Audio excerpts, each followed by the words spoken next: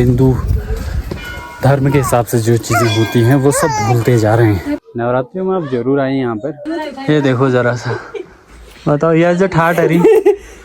तो नमस्कार, पहला प्रणाम, स्वागत है आप सभी का हमारे एक और प्यारे से ब्लॉग में। सो नवरात्रियों की हार्दिक शुभकामनाएं आप सभी को। आज फर्स्ट नवरात्रि है और हम जा रहे हैं माँ दूनागरी के दर्शन करने। आप भी चलिए, आपको भी दिखाते हैं, माँ दूनागरी के दर्शन करवाते हैं। कई लोगों को जो है नवरात्रियों में छुट्टियाँ नहीं मिल पाती हैं और दर्शन नहीं कर पाते हैं, तो डोंट वरी, तुम्हारा भाई है ना पहाड़ों में, तो मैं करवाता हूँ आपको माँ दूनागरी के दर्शन। तो चलिए मेरे साथ। ये देखो भाई, गोदी में बैठ गया हमारा भांजा और उसको लेके चल रहे हैं ऊपर को, मंदिर की तरफ। सबसे पहले भगवान गणेश के दर्शन होते हैं भाई, रास्ते में से गेट शुरू होता है, सबसे पहले भगवान गणेश जी के दर्शन होते हैं। जय हो। ओम गणेशाय नमः। चलो अब भाई माता रानी के दर्शन। जय मां। अगर बात करें दूनागरी माँ के यहाँ पे आस्था की, तो ये साफ जाहिर करता है भाई दोस्तों कि यहाँ पे कितने लोगों की आस्थाएं जुड़ी हुई हैं।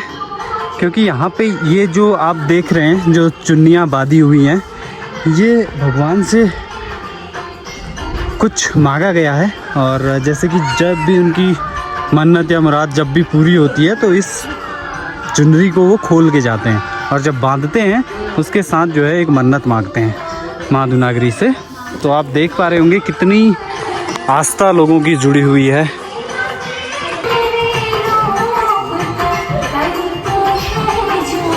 तो फाइनली हम लोग जो है यहाँ से लग जाती है भाई सरद।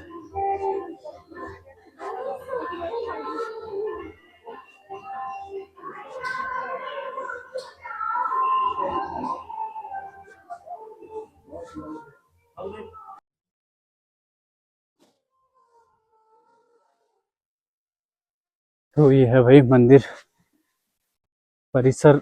तो वैसे नीचे से ही लग जाता है, बट यहाँ से वो सामने आप मंदिर देख पा रहे होंगे माँ दूनागरी का। त्रेता युग में ये मंदिर बना हुआ है और वैष्णवी शक्तिपीठ के रूप में जाना जाता है माँ दूनागरी का मंदिर। तो फिलहाल आपको दर्शन करवाते हैं अंदर जाके। मैं भी अंदर तो अलाउड नहीं होगा फ़ोन ले जाना, क्योंकि मैं कई बार आ चुका हूँ यहाँ पे, कई बार ब्लॉग बना चुका हूँ। अंदर अलाउड नहीं होता है और हम ज़बरदस्ती करते भी नहीं है। हम चाहे तो बना सकते हैं भाई, बट हम ही लोकल के लोग अगर रूल्स फॉलो नहीं करेंगे तो बाहर के लोग कैसे करेंगे। मुझे लगा था काफ़ी भीड़ होगी, आज नवरात्रि, फर्स्ट नवरात्रि है, तो उतनी भीड़ है नहीं दोस्तों। मुझे लग रहा था कि काफ़ी भीड़ होगी, बट नहीं है।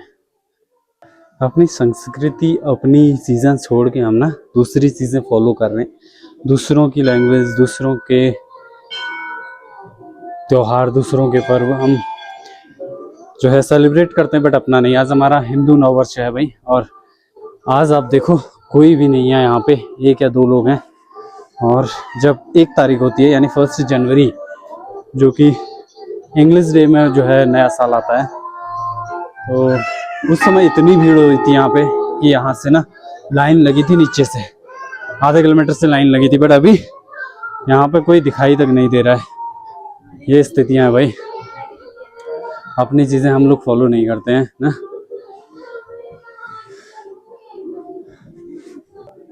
तो दोस्तों कुछ डिटेल्स यहाँ पे लिखी हुई हैं, तो आप इसे रीड कर सकते हैं, ठीक है। पोस्ट करके आप रीड कर लीजिए, दोनों चीज़ें यहाँ लिखी हुई हैं, ठीक है। ये देखो, तो आप रीड कर लीजिएगा, ठीक है। अंदर की फ़ोटो दिखाना अलाउड नहीं है, इसलिए हम नहीं दिखाएंगे अंदर की। आप यहाँ आ सकते हैं दर्शन करने के लिए माता रानी के। हमेशा जो है महीने में 12 महीने ये मंदिर खुला रहता है। चल रही है भाई अखंड ज्योति, जो कि पूरे 9 दिन क्या लगातार ही रहती है वैसे ही।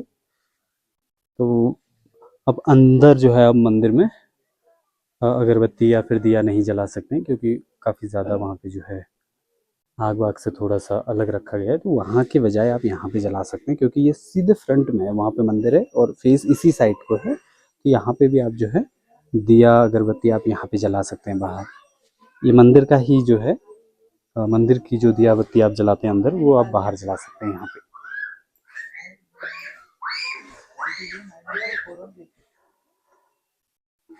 ये है भाई मंदिर हमारा माँ दूनागरी का, खूबसूरत सा मंदिर। जगदम्बे के दर्शन भाई। नवरात्रियों में आप जरूर आइए यहाँ पर। तो अगर आपको आपकी कोई मनोकामना है या फिर कोई मन्नत आप मांगना चाहते हैं तो माँ धूनागिरी के दर्शन करने जरूर आइएगा। यहाँ पे अगर आप अपनी मन्नत रखते हैं तो ज़्यादातर पूरी होती है भाई। संकट मोचन भी यहाँ पे विराजमान है भाई। फर्स्ट मंदिर जो है ऊपर से नीचे को आने में हनुमान जी का पड़ता है। चलो यहाँ से प्रस्थान होने का समय आ चुका है। तो अब यहाँ से प्रस्थान करने का समय हो चुका है दोस्तों। और अब जो है थोड़ा हल्की जो है भीड़ आपको देखने को मिलेगी यहाँ पे, बट उतनी भीड़ नहीं है जितनी जनवरी 1 तारीख को हुई थी। पता नहीं क्यों हम अपनी संस्कृति, हम अपने त्यौहार, हम अपने पर्व, हम अपना साल, हिंदू धर्म के हिसाब से जो चीज़ें होती हैं वो सब भूलते जा रहे हैं।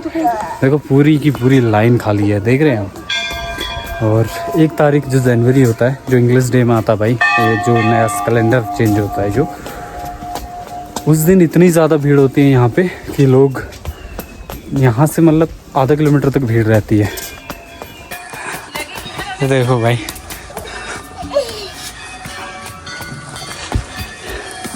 सबसे ज़्यादा इसी ने परेशान करके रखा है, ना अच्छे से दर्शन करने दे रहा है।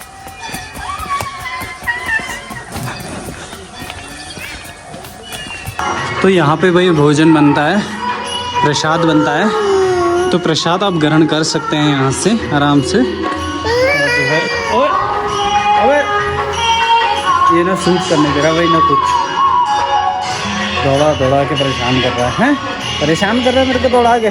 तो भाई मंदिर के दर्शन करने के बाद हम लोग लियो, इसका नाम लियो है।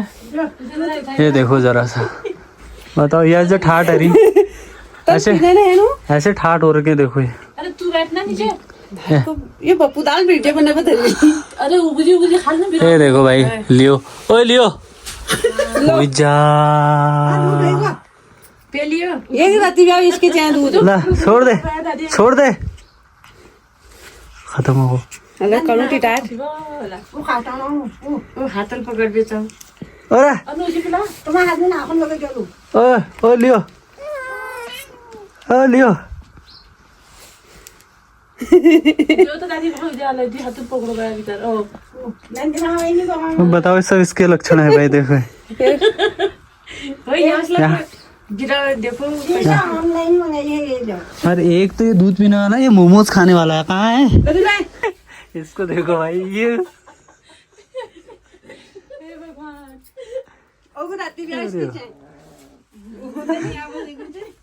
ये मोमोज खाने वाला है भाई। देखो मोमोज चाउमीन खाने वाला, देख रहे हो इसको? और उसको देखो, ताई के हैं भाई ये, ताई और इन ताई के हैं ये बिल्लियाँ।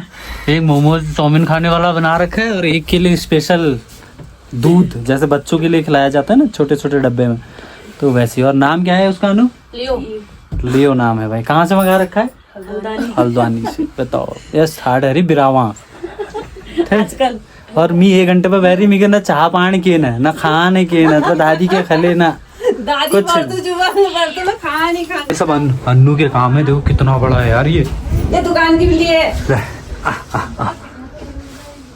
फिर देखो कितनी है, एक वो है एक ये है, कितना बड़ा है यार। फाइनली ताई लोगों को बोलते हैं बाय बाय। वो देखो बच्चों से ज्यादा प्यार उससे हो रहा है, लियो से। तो अब यहाँ से निकलते हैं भाई। उमा की क्लासमेट है अन्नू हमारी। चले ताई। फाइनली मैं घर आ चुका हूँ भाई, माता रानी के दर्शन करके, धूनागिरी मैया के दर्शन करके। और अच्छा था। अब तो मौसम भी, यकीन नहीं मानोगे आप, 2-3 दिन पहले यहाँ पे बर्फ़ गिरी है भाई। मैंने शॉर्ट्स में बनाया था, शायद लॉन्ग में नहीं बनाया था, वीडियो क्रिएट की थी मैंने। 16 तारीख को जो है यहाँ पे स्नोफॉलिंग हुई थी, उस सामने वाले पहाड़ पे, जो वाला पहाड़ दिख रहा है वो भरतकोट का, तो उस पे जो है स्नोफॉलिंग हुई थी। तो उसकी वजह से आज भी मौसम देखो आप बड़ा ख़तरनाक हो रहा है भाई। इतनी सर्दी, मतलब ये मान के चलो इतनी सर्दी ना जनवरी, फरवरी या दिसंबर में नहीं हुई जितनी सर्दी इस समय हो रही है। तो दोस्तों अगर आपको भी मौका मिलता है इस समय नवरात्रि पर माँ दूनागिरी के दर्शन करने का तो ज़रूर आइएगा। बहुत ही भव्य मंदिर है और बहुत ही मान्यता प्राप्त मंदिर है। मतलब एक तो वैष्णवी शक्तिपीठ है, सेकंड वहाँ पे ना मन्नतें पूरी होती है लोगों की। यार आप एक बार ट्राई तो करिए, आइए हमारी माँ दूनागिरी के मंदिर में, चरणों में, और अपनी मन्नतें लेके आइए। और मुझे उम्मीद है कि आपकी सारी मन्नतें जो है पूरी होंगी। तो मैं यही सजेस्ट करूँगा, अगर आप नवरात्रियाँ रख रहे हैं या फिर नहीं रख रहे हैं उससे वो मैटर भी नहीं करता। अगर आप में श्रद्धा है और आप परेशान हैं किसी चीज़ से तो माँ दूनागिरी के दर्शन आप एक बार करें इस नवरात्रियों में। मुझे पूरी उम्मीद है कि आपका जो भी इशू है वो जल्द से जल्द रिजॉल्व होगा। तो ज़रूर आइए माँ दूनागिरी के दर्शन करने के लिए। दूनागिरी में ये मंदिर पड़ता है दोस्तों, जो कि त्रेता युग में बना हुआ है। ऑलरेडी मैं आपको वीडियोज़ में बता चुका हूँ। त्रेता युग में बना हुआ मंदिर है, जहाँ पे बताते हैं कि द्रोणागिरी पर्वत जो है, जब भगवान लक्ष्मण को जो बाण लगा था तो संजीवनी बूटी लेने जब हनुमान जी गए थे तो उस समय भरत ने जब बाण चलाया था तो बताते हैं कि बाण के साथ जब हनुमान जी नीचे गिरे थे तो उसका एक हिस्सा वहाँ पे पड़ा हुआ है। यानी जो वो हिस्सा है जहाँ पे मंदिर है वो हिस्सा, वैसे आप देखेंगे नाम वो दूनागिरी, हम लोगों मतलब दूनागिरी नाम से जानते हैं, लेकिन वो द्रोणागिरी है। आप अच्छे से जब जाएंगे गेट से, फर्स्ट गेट से अंदर को जाएंगे तो ऊपर लिखा हुआ है द्रोणागिरी मंदिर। दूनागिरी नहीं है वो, दूनागिरी एरिया है, बट वो द्रोणागिरी मंदिर है। तो द्रोणांचल जो पर्वत ला रहे थे हनुमान जी संजीवनी बूटी के लिए, जब लक्ष्मण जी को बाण लगा था, तो उस समय द्रोणांचल पर्वत से ही टूटा हुआ ये एक टुकड़ा है, ऐसा बताते हैं लोग। एक तो ये है इसकी कहानी। दूसरी ये है कि जब पांडवों के गुरु द्रोणाचार्य ने यहाँ पे जो है तपस्या करी है, ऐसा लोग बोलते हैं, ऐसा वहाँ पे लिखा भी है। मैंने गाइडलाइंस आपको दिखाई भी थी। तो क्या सही है क्या नहीं है मैं नहीं जानता भाई,